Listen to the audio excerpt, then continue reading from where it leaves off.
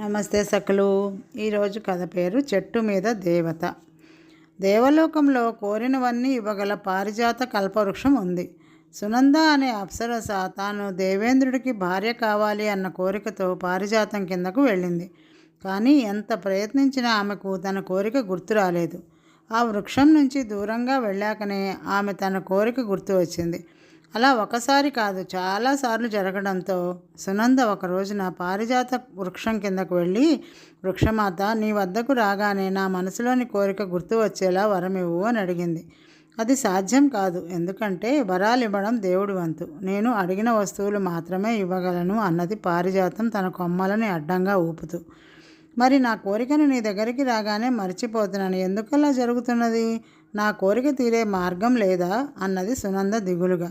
నీ కోరిక నాకు తెలుసు, అది ఏమాత్రం సమంజసం కాదు, కాబట్టి నేనే నీకు అది గుర్తు రాకుండా చేస్తున్నాను. ఒక మహాపతివ్రతకు భర్త అయిన ఒక మహాపురుషుడిని భర్తగా పొందాలన్న నీ కోరిక తప్పు, కాబట్టి ఇంకేదైనా అడుగు, నేను తప్పక తీర్చగలను అన్నది పారిజాతం. పారిజాతం అలా అనగానే సునందకు కోపం, ఉక్రోషం పుట్టి, ఇష్టమైన కోరికలు మర్చిపోయేలా చేసే నువ్వు ఏం కల్పవృక్షానివి అంటూ పారిజాతానికి 4 కొమ్మలు విరిచేసింది. పారిజాతానికి కోపం వచ్చి, నువ్వు నా కొమ్మలు విరిచావు కాబట్టి కొంతకాలం భూమి మీద కొమ్మలు విరిగిన చెట్టే నీకు ఆశ్రయం అవుతుంది. నీకిక దేవలోకంలో స్థానం లేదు, ఈ క్షణమే భూలోకానికి వెళ్ళు అంటూ శాపమిచ్చింది. సునంద కంగారు పడి, నా కోరికను గుర్తు రాకుండా చేయగలిగావు, అలాగే నా కోపాన్ని అదుపు చేసి ఉంటే నేను నీ కొమ్మలు విరిచి ఉండేదాన్ని కాదు. కాబట్టి నేను చేసిన తప్పులో నీ భాగం కూడా ఎంతో కొంత ఉంది. అందుకు పూర్తిగా నన్నే శిక్షించడం న్యాయం కాదు అన్నది. కల్పవృక్షంగా నేను మంచి పనులు చేయాలని దేవుడు నాకు ఎదుటివారి కోరికలను అదుపు చేసే శక్తిని ఇచ్చాడు. ఆయన నాకు నీ కోపాన్ని అదుపు చేసే శక్తిని ఇవ్వలేదు. అయినా నీ కోపం వల్ల నాకు 4 కొమ్మలు విరిగాయి. చెట్టుకు కొమ్మలు విరగడంలోని బాధ చెట్టుకే తప్ప ఇతర ప్రాణులకి తెలియదు. నా శిక్ష నేను అనుభవిస్తున్నాను.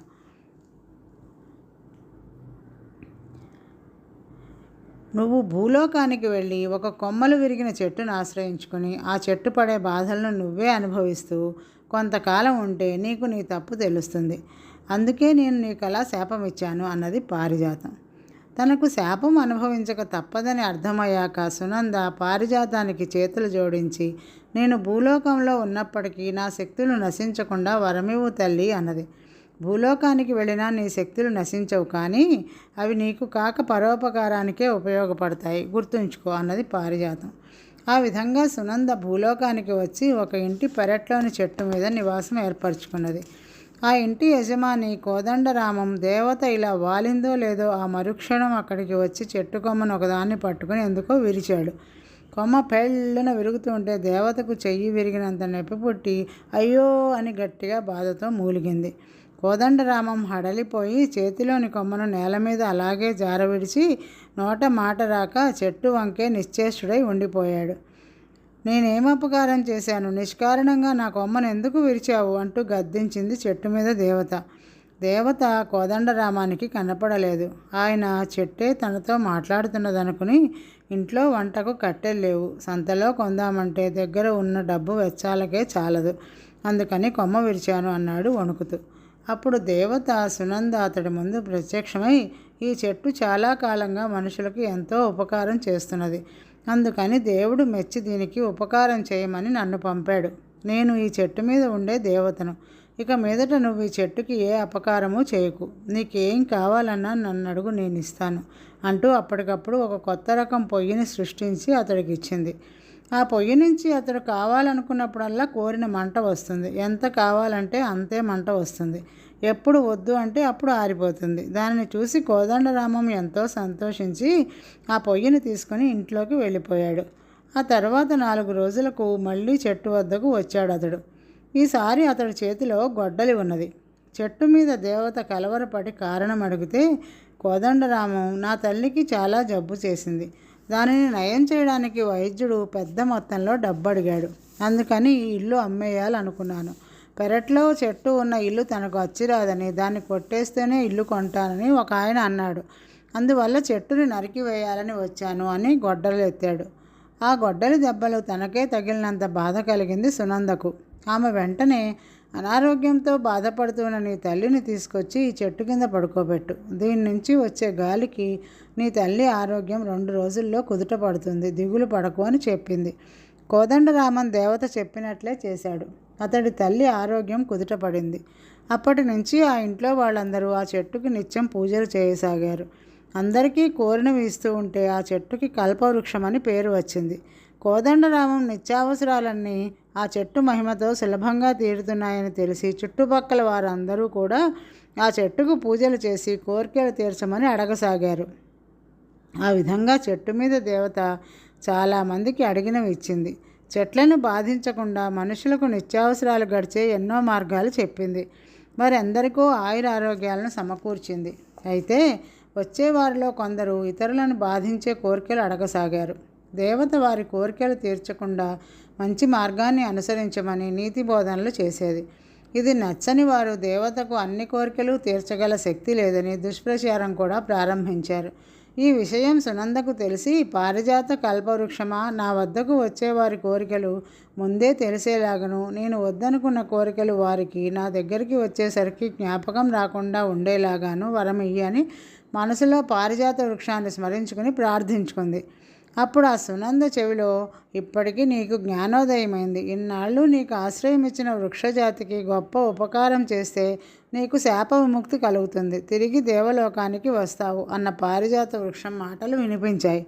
ఇది విన్న సునంద ఎంతో సంతోషించి పరోపకారానికి పనికి వచ్చే తన శక్తులన్నింటినీ వివిధ జాతుల వృక్షాలకు పంచిపెట్టి తను దేవలోకానికి తిరిగి వెళ్ళింది. అప్పటి నుంచి మనిషికి చెట్టు మీద దేవత లేకున్నా చెట్లే దేవతల ఎన్నో ఉపకారాలు చేస్తున్నాయి. మరొక కథ. తన కోపమే తన శత్రువు. రాముడికి కోపం ఎక్కువ. తగ్గించుకోమని ఎంత చెప్పినా వాడికి తలకెక్కేది కాదు. తల్లిదండ్రుల గారం వల్లనే వాడికి కోపం తగ్గడం లేదని అందరూ అనేవారు.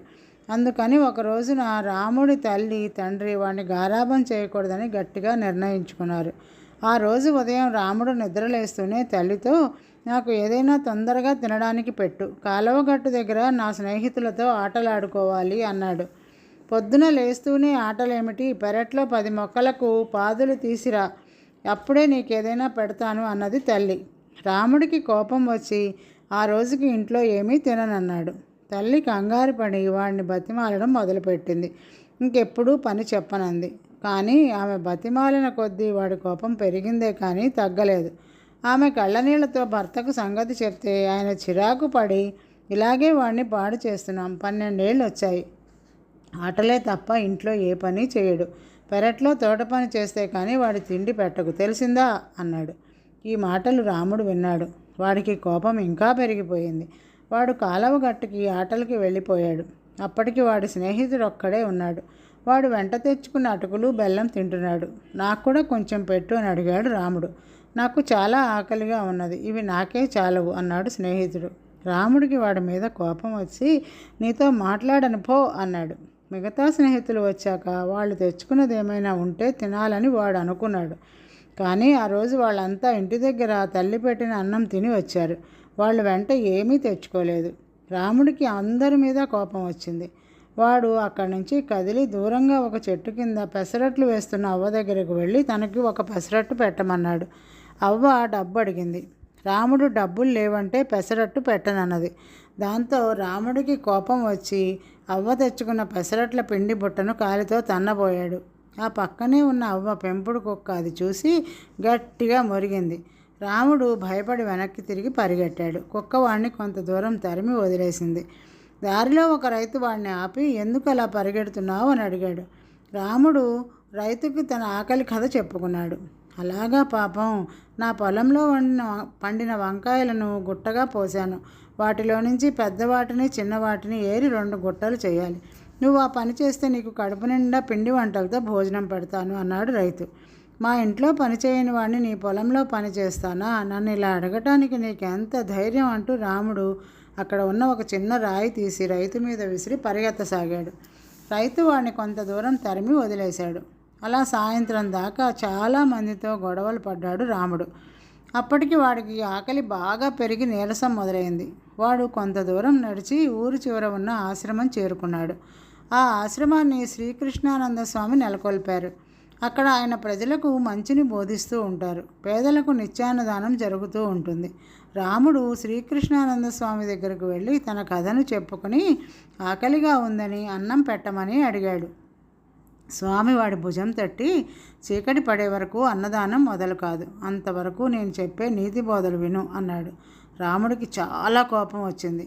కానీ వాడికి ఎక్కడికి వెళ్ళే ఓపిక లేదు. ఆ కారణంగా అక్కడ అందరితో పాటు కూర్చుని స్వామి చెప్పే నీతి బోధలు వినసాగాడు. అలా కొద్దిసేపు జరిగాక వాడికి ఓర్చలేని ఆకలి వల్ల స్పృహ తప్పి మూలుగుతూ అక్కడే పడిపోయాడు.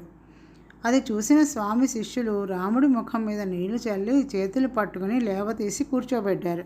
శ్రీకృష్ణానంద స్వామి రాముడిని సమీపించి ఆప్యాయంగా భుజం తట్టి తన శిష్యులతో వెంటనే వాడికి భోజనం పెట్టమని, వాడు తిన్న తర్వాత ఆ సంగతి తనకు కబురు పంపమని చెప్పాడు. శిష్యులు రాముడిని అన్నశాలకు తీసుకుపోయి తృప్తిగా భోజనం పెట్టారు. రాముడు వాళ్లకు తాను పొద్దున్నుంచి ఎంత ఆకలితో ఉన్నది చెబుతుండగా స్వామి అక్కడికి వచ్చి చిరునవ్వుతో, రాము, ఇప్పటికి నీ ఆకలి తీరింది కదా అని అడిగాడు. దానికి రాముడు సంతోషంగా తలాడించాడు. అప్పుడు స్వామి, తన కోపమే తనకు శత్రువు అంటారు. నువ్వు మీ అమ్మ మీద అకారణంగా కోపం తెచ్చుకున్నావు. ఆ కోపం నిన్ను రోజంతా ఆకలితో బాధ పెట్టింది. నీ స్నేహితులతో దెబ్బలాడేలా చేసింది. రోజంతా ఎందరో కొత్త శత్రువులను సృష్టించింది తప్ప తిండి పెట్టలేదు కదా. కోపాన్ని పక్కన పెట్టడం కాకుండా దాన్ని దూరంగా ఉంచాలని గ్రహించు అన్నాడు. రాముడు తన తప్పు గ్రహించినట్లు తల వంచుకుని, నా వల్ల పెద్ద పొరపాటు జరిగింది. ఇంట్లో నాన్న అమ్మ ఎంత కంగారు పడుతుంటారో ఏమో అంటూ కన్నీళ్లు పెట్టుకున్నాడు. స్వామి వాడిని ఓదారుస్తూ, నువ్వు ఇక్కడికి వచ్చి నీ కథను చెప్పగానే నా శిష్యుడిని ఒకడిని నీ ఇంటికి పంపి నీ క్షేమ సమాచారం అందేలా చేశాను. వాళ్ళేమీ కంగారు పడరు. కానీ ఇక నుంచి కోపాన్ని విడిచిపెట్టి వివేకంతో ప్రవర్తించు అని తన శిష్యుడిని తోడిచ్చి రాముడిని ఇంటికి పంపాడు. మర్నాడు రాముడు తన మిత్రులతో కలిసి స్వామి చెప్పే నీతి పాఠాలు వినడానికి వెళ్ళాడు. ఆ రోజు ఆయన అక్కడున్న వారందరికీ తన కోపమే తన శత్రువు అని చెబుతూ నిన్నటి రాముడి కథను రసవత్తరంగా వినిపించాడు. కథలంటే ఏమో అనుకున్నాను, అవి నిత్య జీవిత సత్యాలు అనుకున్నాడు రాముడు. ఆ రోజు నుంచి వాడు ఎక్కడ నీతి కథ వినిపించినా దానిని శ్రద్ధగా విని వంట పట్టించుకుని తన ప్రవర్తనను మార్చుకుంటూ వచ్చి రాముడు మంచి బాలుడు అని ఇంటా బయట కూడా పేరు తెచ్చుకున్నాడు. ఈరోజుకి కథ సమాప్తం సకులు. తిరిగి మరొక కథతో రేపు కలుద్దాం. నమస్తే.